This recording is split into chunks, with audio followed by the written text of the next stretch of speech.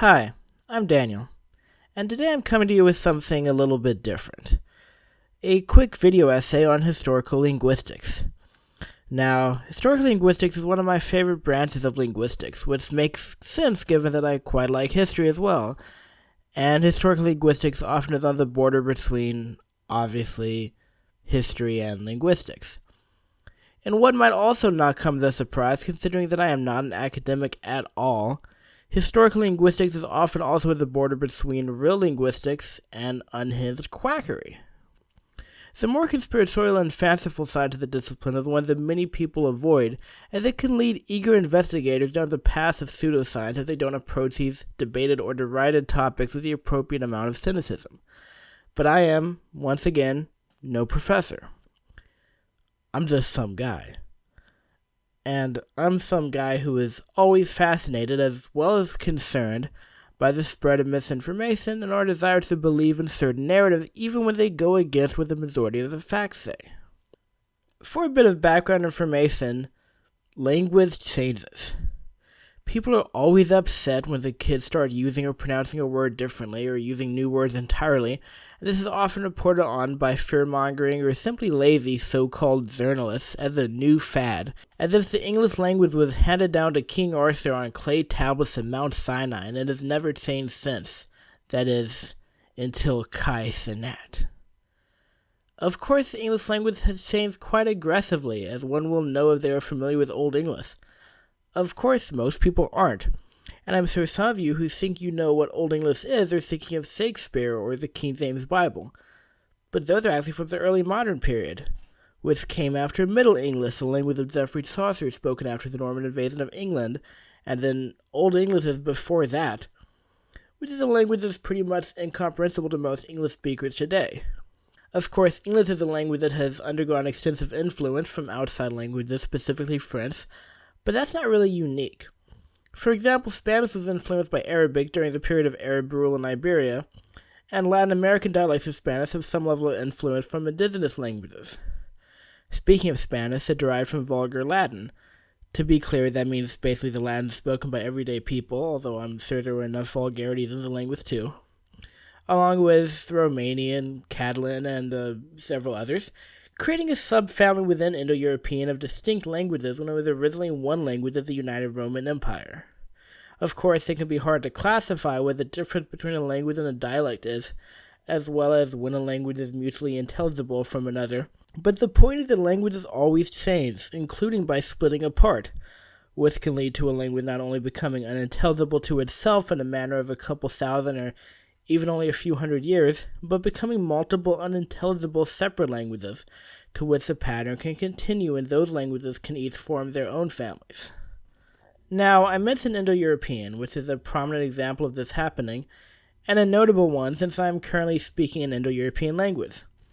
While originally just a language spoken on the Eurasian steppe or thereabouts by people we don't directly have too much information on, it spread to become a language spoken in much of South Asia, including Hindi and Farsi, as well as almost all of Europe, and after colonization many of these languages, such as English and Spanish, became spoken in every continent on Earth, often displacing and eradicating the native languages, just as the colonists did similar things to the peoples themselves, although in many cases the native languages still exist, and the colonial languages, either directly or being derived into a Creole language, act as a more neutral language, such as English in South Africa or southern India, where non-Indo-European languages are spoken natively, or French in much of Western Africa. Of course, we do not know exactly what the Indo-Europeans spoke.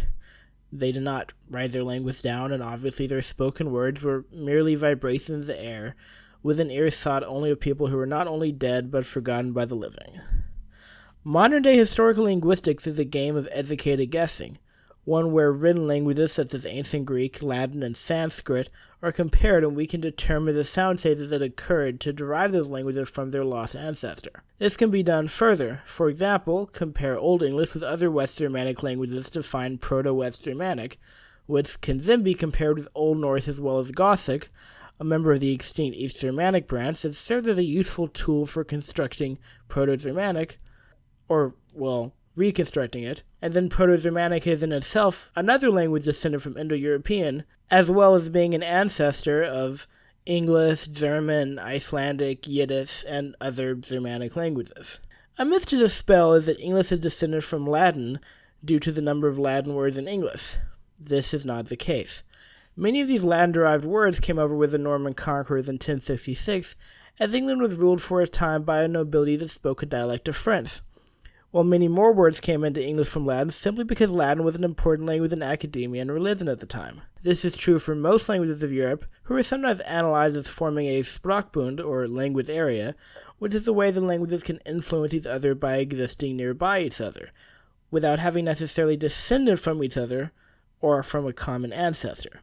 A prominent example is East Asia, where many languages such as Japanese, Korean, and Vietnamese include lots of Chinese vocabulary, despite not in any way, at least provably, being descendant from a common ancestor of any Chinese language, or for that matter each other, although more on that later. So, in summary, Proto-Indo-European is a language that was spoken about 5,000 or 6,000 years ago by people who really liked horses, probably somewhere in or near modern-day Ukraine, and it diverged into multiple languages, which themselves diverged into many more languages, which include some of the most spoken today, which gives us both a large record of descendant languages of PIE, as well as many speakers of such languages to devote the time to study these languages and their origins, which is why Proto-Indo-European is a language that, despite never having been heard by anyone who is anything close to alive today, has been heavily documented and is the subject of much academic literature. Of course, it's not the only language spoken at the time. What if we could zoom out? Obviously, many other languages would have been spoken at the same time PIE was, that also had their own ancestral languages, which might have been shared by PIE, and perhaps had some descendants as well, even if most of them vanished entirely. Of course, most history is lost, and the beauty of historical linguistics is that we can use analytical methods to recover a small slice of that lost history. Still, most history is lost. Imagine going back another 6,000 years to find the ancestor of Proto-Indo-European that is likely as unrecognizable to PIE as English is. Of course, PIE is nothing special. It's not the origin in itself or endpoint of anything. It's simply as far back as the consensus of professional linguists can go in reconstructing a specific set of languages to its common ancestor. Maybe this hypothetical ancestor of PIE that dates to 12,000 or so years in the past, around the dawn of farming elsewhere in the world, is also the ancestor of other language families that exist today but have no provable connections to Indo-European. Surely it is also the ancestor of the subfamilies and languages that have gone extinct, just as Indo-European contains many branches that, so to speak, fell off the tree. One must wonder if any of the cultures of the people that spoke it lived on in whatever new language was spoken, if any of their people were left to speak it, or if any words were adopted in nearby languages that live on, or if these languages contain grammatical features that would seem unique among languages today. What hypotheses might they disprove or cement? Of course, most history is lost, and these surly thousands of dead languages are no exception. Of course, even if they were, what would that tell us? Even if we knew the ancestor 12,000 years ago, humans have been speaking language with the same level of complexity as modern language for much longer. While there's no academic consensus to when and how language formed, or even if it was a fairly quick evolution or a gradual change from what we would now simply classify as animal communication, the most recent estimates I can find seem to be around 50,000 years ago at least, with many surmising the number is 100,000 or more. In other words, the timeline of linguistic evolution from Proto-Indo-European to its present-day descendants is probably only 10% or less of the full history of human language. Go a step further and it's still only a small section of a vast and dangerous iceberg. But that doesn't stop people from trying to find that next step before Proto-Indo-European. In fact, that's probably one of the three golden gooses of historical linguistics. In addition to trying to piece together Eastern Eurasian language families and trying to figure out what the hell is even Basque. The early years of historical linguistics coincided with an attempt to merge biblical narratives with historical ones, similar to how early astronomy often blurred its own lines with astrology. According to the Bible, languages were split from one into many as a punishment for building the Tower of Babel, which I suppose is still not the craziest theory in historical linguistics, although it's, well, obviously far from scientific. This biblical basis is where we get the Semitic languages from, as the people who spoke those were considered to be descendants of Noah's son Shem, in contrast with the Japhethites or Hamites, term that did not catch on into contemporary analysis, although Japhetic was an archaic term for Indo-European. Perhaps the most famous macrofamily is one that attempts to combine those various Eastern Eurasian languages as I alluded to earlier, Altaic. While Altaic is generally discredited, it has had, and as far as I understand in certain circles still has, at the very least measured acceptance if not overall support. The theory connects the Turkic, Mongolic, and Tungusic language families, which are spoken throughout not only Central Asia but from the modern-day country of Turkey to Siberia, as well as often including Koreanic and Japonic languages, and perhaps even the isolate Ainu language. There are definitely similarities found between these languages, but as mentioned before, such similarities can be explained simply by these languages having contact instead of a common ancestor, and this is a conclusion most modern linguists draw. That being said, such groupings are favored by linguists who want a more simplified approach. Perhaps one of the most famous people to classify different languages into groups was Joseph Greenberg, who used the highly controversial mass comparison method, where instead of carefully analyzing for sound changes, languages are simply grouped into families as they seem similar. Greenberg groups the languages of the African mainland into 4 categories: Afroasiatic, Niger-Congo, Nilo-Saharan, and Khoisan. While the former 2 are generally accepted, Nilo-Saharan is still a topic of debate, and the Khoisan family is actually multiple smaller families as well as unrelated isolate languages that simply have common features, namely clicking sounds, which have also spread into some Niger-Congo languages. To top it off, Greenberg classified most indigenous languages of the Americas into the Amerindian family, which is pretty much unanimously rejected. Greenberg, who was on record as stating that the ultimate goal is the comprehensive classification of what is very likely a single language family, also attempted to find Indo-European's ancestor with his version of the Eurasiatic family. The Nostratic hypothesis is similar, and both link a common ancestor for Altaic, Indo-European, and Uralic, sometimes with further inclusion for Dravidian and Afroatic languages. There's also the theory of Dene Caucasian, which includes an actually commonly accepted proposal of the Dene-Unician languages, as well as for some reason throwing in Sino-Tibetan languages and various other isolates and small families, including Basque.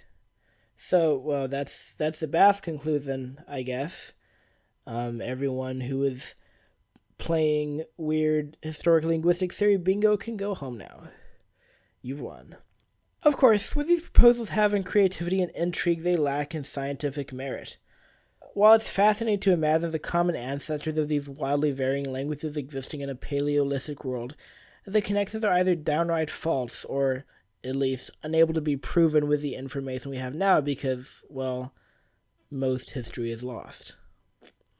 That being said, while these proposals exist as a fantastical sketch that perhaps resembles a reality that did indeed exist, as well as a leading exhibit to the necessity for conducting scientific research with care and not just throwing the evidence in front of the conclusions you want, that's not why these crackpot theories interest me so much.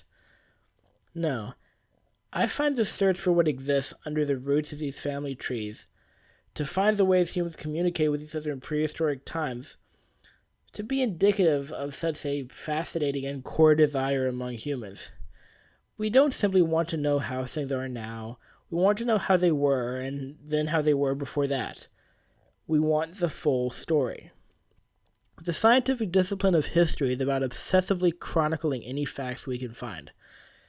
People that don't find history interesting will scoff at someone for rattling off information. I mean, they've done so to me.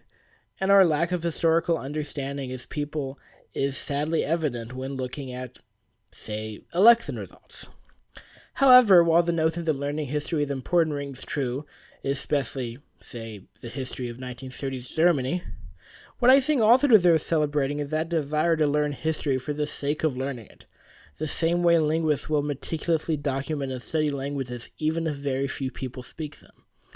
Of course, documenting these languages is probably more crucial than documenting languages spoken by many, as many of these languages are likely to disappear soon, including hundreds if not thousands in our lifetimes. Just as language change is a constant, unfortunately the same is true for language death, at least currently. And in the same way that people keep dying and oral traditions are lost with them, the past keeps getting further away, leading us to grasp for it even if we are grasping at straws. After all, most history is lost.